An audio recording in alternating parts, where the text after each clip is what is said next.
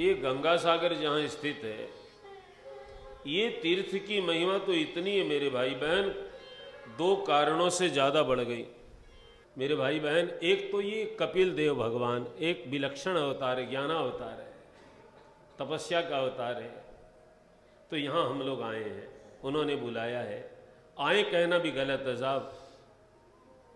कल हमारे एक प्रेमी पाटोदिया जी का फोन आया, बहुत प्रेम करते, तो उन्होंने मेरे से कहा कि आप तो हंगामा करते ही रहते हैं। मैंने कहा क्या हुआ? बोले हंगामा करते हैं, आराम नहीं करते, केवल कथा केवल कथा। तो मेरे मुंह से ये शब्द निकला कि मैं करता थोड़ी हूँ, कोई करवाता है कथा। मेरे हंगामा करने की ताकत थोड़ी है। बोले अभी जयपुर में करके गए, फिर सालासर में कर दिया, फिर गंगा सागर, लगे ही रहेंगे। मैंने कहा कोई लगा रखा है मेरे भाई बहन। ये एक कपिल देव भगवान ने हमको आपको बुलाया है। नहीं हम कौन आने वाले, कहाँ फुर्सत। और दूसरी बात एक बहुत महत्व की, गंगा जी को यहां भागीरथ क्यों लाए? अपने राम कथा तो बराबर सुनते हैं, थोड़ा थोड़ा ये भी आनंद लेते जाए सत्य का। भगवान श्री राम के वंश में राजा सगर हुए, उनके 60,000 बेटे थे। अब बताओ विज्ञान की खोपड़ी में आए हैं 60,000। वो तपस्या की राजा ने तो भगवान से 60,000 पुत्री मांगी थी कि मैं कन्यादान करूंगा। देखिए जरा खेल। पर वो उनके मुंह से पुत्र निकल गया पुत्री की जगह। 60,000 बेटे, कितना बड़ा परिवार होगा सोचिए। तो राजा यज्ञ करते थे, बड़े धर्मात्मा थे। अश्वमेघ यज्ञ किया उन्होंने, घोड़ा छोड़ते हैं उसमें। मुझे याद रहा तो मैं आपको सुनाऊंगा, राम जी ने भी घोड़ा छोड़ा है, ऐसा है। तो जो घोड़े को पकड़ता है ना, वो उस राजा से उसको युद्ध करना पड़ता है, ऐसा नियम है। माने हम तुमसे डरते नहीं है, उसका सीधा मतलब ये समझिए। उसने घोड़ा छोड़ करके चुनौती दी कि किसी में ताकत है तो मेरे से लड़े, और जो घोड़े को बांध ले उससे उसका युद्ध हो जाए। तो इंद्र को जलन होती है साहब। कोई भजन करता है, कोई तपस्या करता है, इंद्र को जलन होती। तो इंद्र ने क्या किया, वो घोड़ा ला करके कपिल देव जी के यहाँ गंगा सागर, सोचिए कपिल भगवान यहाँ गंगा सागर में आकर के तपस्या कर, उस समय का नजारा क्या होगा जरा आप सोचिए। आज ही मैं कह रहा था सुबह की कम व्यवस्था नहीं मिली हम लोगों को। मैं 7 साल की 8 साल की उम्र में अपनी माता जी के साथ पहली बार यहाँ आया। तो हम लोग नाव से आए, उधर से मंदिर के सामने से, सागर से, उसमें लंच में आए, फिर नाव में बैठे, फिर नीचे उतरे, और सब पत्तों की वो जो नाला है उसे कैसा क्या, वहाँ पत्तों की झोंपड़ी में, मेरे पूरा याद है। और खिचड़ी बनाते थे, और कुछ बने भी क्या, यहाँ लोग लाते थे चावल दाल अपने घर से, लकड़ी जला करके वो पापड़ बेले हमने। ये कष्टकारी गंगा सागर था। लोग कहते थे सारे तीर्थ बार बार, गंगा सागर एक बार। अब अपने तो बहुत बार हो गया। कल रतन कह रहा था कि मैं तो 50 बार गया हूं। तो 50 बार और चलो ना यार, सेंचुरी मारो फिर और कर लो, क्या है फिर 50 ही क्यों, और मैं और आगे बढ़ा। मेरे भाई बहन, गंगा सागर दुर्गा में यहां आना बड़ा कठिन था। तो कपिल भगवान शांति एकांत में ही होती, भीड़ भाड़ में शांति नहीं है साहब। तो भगवान यहां आकर के तपस्या करते थे। इंद्र ने क्या किया कि घोड़ा पकड़ा और यहां लाकर बांध दिया। अब राजा सगर के 60,000 बेटे पिता के यज्ञ का घोड़ा ढूंढते हुए गए। अब कहीं घोड़ा मिले नहीं। अब यहां सागर किनारे कौन सोचे, हताश हो गए, यज्ञ कैसे पूरा होगा। ढूंढते ढूंढते यहां आ गए तो देखा, अरे ये कैसा महात्मा है, ये तो बड़ा दुष्ट है, हमारे घोड़े को यहां बांध लिया है, आंखें बंद करके बैठ गया है। आप सोचिए, एक आयु होती, एक उम्र होती, उस समय विवेक कम साथ देता है जवानी में। यदि राजा स्वयं आए होते, धर्मात्मा राजा सगर, तो साहब वो समझ जाते कि ये भगवान के अवतार हैं, या अवतार नहीं भी है तो महात्मा तो है। ये घोड़ा क्यों बांधेंगे, इनको क्या चाहिए? जो घर गृहस्थ छोड़ करके तपस्या के लिए बैठे हैं, ये क्यों युद्ध करेंगे?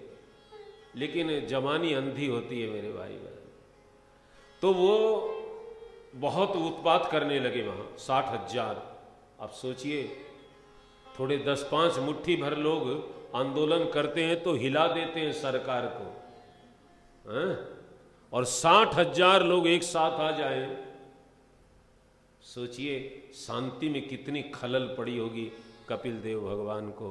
वो आप लोग, सुबह की बात है साहब, मैं प्राणायाम कर रहा था कल भी रात में, तो ऐसे ही बैठा था, तो मैंने कहा कुंभ के मेले से थोड़ी सी उपस्थिति है, लेकिन साहब लोग बात करते हैं, कोई चाय, कोई कुछ बोलता है, कोई कुछ बोलता है, तो मैंने कहा कुंभ के मेले जैसा लगता है। अब सोचिए जहाँ 60,000 हो वहाँ, और जोर जोर से चिल्लाएं, डांटें, अपशब्द कहें। कपिल देव जी ध्यान में बैठे। फिर उन्होंने बहुत परेशान किया उनको, आंखें खोली तो साहब उनकी आंखों में इतना तेज था, आंखें खुलते ही 60,000 भस्म हो गए। देखिए तपस्या की शक्ति। अब तो बड़ा अनर्थ हो गया साहब, राजा को पता चला अब क्या होगा। तो महात्मा के क्रोध से ये मरे हैं, तो इनकी सदगति कैसे होगी? तो राजा ने तो शरीर छोड़ दिया साहब। उनके परिवार में बहुत लोग हुए, अंशुमान हुए, गंगा जी को लाने की बहुत चेष्टा की, पर गंगा धरती पर आना बड़ा मुश्किल है। उन्होंने पूछा कि हमारे पूर्वजों का उद्धार कैसे हो। ये चिंता, ये कथा हमको प्रेरणा देती है। हम केवल अपनी चिंता करते हैं, लेकिन जो हमारे पूर्वज चले गए संसार से, उनके लिए भी हमको करना चाहिए। उन्होंने हमारे लिए बहुत कुछ किया है।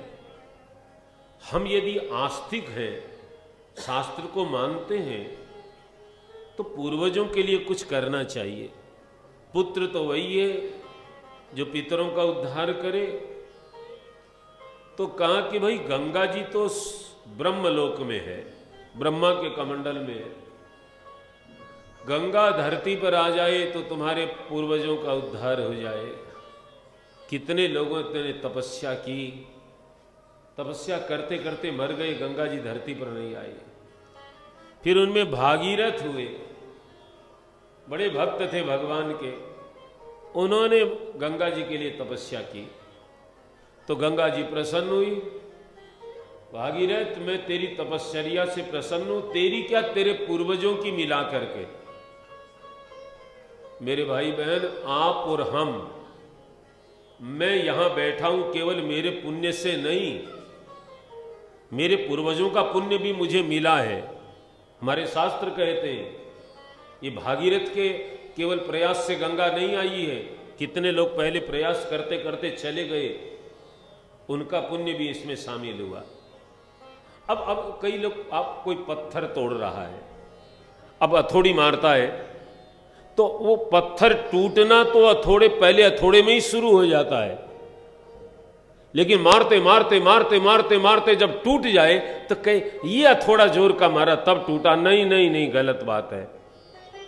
यही था पहला, लेकिन उसका प्रयास करते करते करते करते अब पूर्णता यहां मिली है। मेरे भाई बहन, मैं अकेले में सोचता हूं कि मेरे तो कोई ऐसे पुण्य नहीं है कि इस जगह भगवान बैठा दे। ऐसी हमने कल्पना भी नहीं की थी। 40 साल पहले तो ये मनाते थे कि कोई रोटी की व्यवस्था हो जाए, कोई नौकरी मिल जाए, कोई मंदिर में आरती करने का थोड़ा मिल जाए तो जीवन चल जाए। लेकिन मेरे गुरुदेव भगवान शंकराचार्य जी ने मुझे कहा था एक यज्ञ में, अरे शंभू, एक दिन आएगा कि तू जंगल में रहेगा तो 50 आदमी पेट भरेंगे। साहब वो चीज आज चरितार्थ हो गई। अब सोचिए जरा, कलेजे पर हाथ रखकर सोचिए, हमारे पुण्यों के पीछे हमारे पूर्वजों का पुण्य का हाथ है। केवल भागीरथ से गंगा नहीं आई, भागीरथ तो निमित्त है साहब, उनको यश मिलना है। गंगा का नाम भागीरथ ही पड़ गया, लेकिन जो उनके पहले जो पूर्वज तपस्या करते करते मर गए, उनका कुछ नहीं है क्या? तब गंगा जी ने कहा है, भागीरथ मैं तुम्हारे पूर्वजों की तपस्या से प्रसन्न हूं। मेरे भाई बहन, आप यहां आए हैं, आपके कोई पूर्वजों का पुण्य जोर मारा है तब आए हैं। तो गंगा जी ने हामी भरी। तो गंगा जी ने एक बात कही कि भागीरथ मेरा वेग इतना तेज है कि मैं धरती पर आऊंगी तो धरती पाताल में चली जाएगी, मेरे को संभालेगा कौन? अब भागीरथ को चिंता हो गई कि हमारे पूर्वज कितने मर गए तपस्या करते करते, अब माता जी आएगी तो मुश्किल हो जाएगी, धरती पर रहेगी नहीं तो उद्धार कैसे होगा। तो साहब पूछा विद्वानों से, गंगा के वेग को कौन सहन कर सकता है? तो विद्वानों ने बताया कि भगवान शंकर में सामर्थ्य है, महादेव है। देवों के बस की बात तो नहीं है, लेकिन महादेव चाहे तो संभव है, सब संभव है। तो महादेव की तपस्या की। आइए इस जगह बैठ के हम भी नाम। भगवान शंकर प्रसन्न हुए, बोले भागीरथ वरदान मांगो। बोले बाबा मांगना कुछ नहीं है, मेरे पूर्वजों के उद्धार के लिए गंगा जी धरती पर लानी है, लेकिन गंगा जी कहती है कि मेरे वेग को कोई संभाल नहीं सकता, आप कृपा करो। तो भगवान शंकर प्रसन्न हो गए, बोले भागीरथ गंगा को बोल आएगी। भगवान शंकर बैठे हैं। गंगा ने कहा बाबा मैं आऊंगी न तो आप समेत पाताल में चली जाऊंगी, आप संभालोगे? शिव ने सोचा गंगा को इतना अभिमान है, सब सबको होता। बाबा खड़े हो गए साहब और जटा खोली है। जटाटवी ग्वल ज्वल प्रवाह पाविता स्थले गले वलंब्य लंबितांगुजंग तुंग मालिका डमड्डमड्डमड्डमन्निनादवड्डमर्वय चकार चंड तांडवंकरो तुरः शिवा से जटा जटा कटाह संभ्रम भ्रमण निलिम्प निर्जर विलोल बीच वल्लरी विराजमान मूर्धनि धगत धगत धगत ज्वलल्ललाट पट्ट पावके किशोर चंद्र शेखरे रति प्रतिक्षणं मम रति प्रतिक्षणं मम रति प्रतिक्षणं मम। जटा खोली साहब। गंगा ने तो सोचा कि ये बाबा क्या है, ये मैं ले जाऊंगी बाबा को, लेकिन गंगा आई नहीं साहब। और शिव ने जटा बांध ली, गंगा का पता भी नहीं लगा। ये हमारे बाबा महादेव जो मृत्यु को जय करा दे, भक्त को मृत्युंजय करालम महाकाल कालम कृपालम साहब। अब भागीरथ कहे गंगा कहां गई? शंकर जी बैठे हैं, बाबा गंगा कहां गई? बोले तू जान। अब भागीरथ ने देखा बड़ी आफत है, पहले तो आई नहीं रही थी, अरे बाबा तैयार हुए तो क्या हुआ? बोले वो आई ने तो मैंने तो जटा में बांध ली। अरे बाबा छोड़ो ना। फिर तपस्या की तो उन्होंने 3 धारा छोड़ी, एक धरती पर है, एक स्वर्ग में, आकाश में 3 धारा। मेरे भाई बहन वो है गंगा। तो फिर वो गंगा चली, एक आफत नहीं है मेरे भाई बहन। यहां जो हम लोग आए हैं कितनी कठिनाई है, जरा सोचिए। कल मेरे को तो नहीं हुई, पता नहीं साहब, बाकी आना तो दुर्गम है यहाँ, लेकिन राघवेंद्र सरकार ने बहुत तगड़ी व्यवस्था मेरे लिए तो ऐसी कि कोई VIP व्यवस्था हो साहब, सरकारी व्यवस्था थी मेरे साथ साहब। मैंने सोचा नहीं था, बहुत चिंता कर रहा था कि जाएंगे कैसे। ये कठिनाई, आना तो छोड़ो, अब तो घर में तो आना ही पड़ेगा, चाहे जैसे आए धक्के खा के आए जैसे, लेकिन यहाँ आना कठिन है, वहाँ जाना कठिन नहीं है। मेरे भाई बहन गंगा चली, एक महात्मा जी बैठे थे, भागीरथ का रथ आगे आगे चल रहा है, तो गंगा जी पीछे पीछे कैलाश से चली, गोमुख होते हुए आई। और महात्मा जी को साहब क्या हुआ कि बीच में बैठे थे, तो उन्होंने गंगा को ऐसे उठाया, आचमन किए, गंगा रुक गई। अब भागीरथ देख रहे हैं कि वो शंख बजा रहे हैं, गंगा जी नहीं आ रही है। गंगा की आवाज सुनाई दे रही थी, कल कल कल कल। आजकल तो हम लोगों का शोर ज्यादा है ना, इसलिए गंगा की नहीं सुनाई देती। अब ऋषिकेश में चले जाओ, अब बद्रीनाथ में चले जाओ, अलकनंदा को आप केदारनाथ चले जाओ, गोमुख चले जाओ, गंगा की आवाज ऐसे ऐसे लगता जैसे कोई फैक्ट्री चल रही है साहब, बैठना कान ऐसे ऐसे ये हो जाता है। तो भागीरथ ने देखा गंगा जी की आवाज नहीं, पीछे देखा तो नहीं है। महात्मा जी के पास गए, बाबा गंगा जी आ रही थी। अरे तो आ रही थी, मैं क्या करूं, मैंने आचमन कर लिया। ऋषियों की ताकत देखो, अब गंगा रुक गई। तो फिर उसने भागीरथ ने प्रार्थना की ऋषि से, जाह्नवी ऋषि से।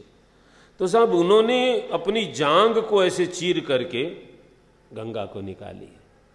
तो गंगा जी का एक नाम जाह्नवी पड़ा है, जाह्नवी, जांग से निकली है, जाह्नवी है।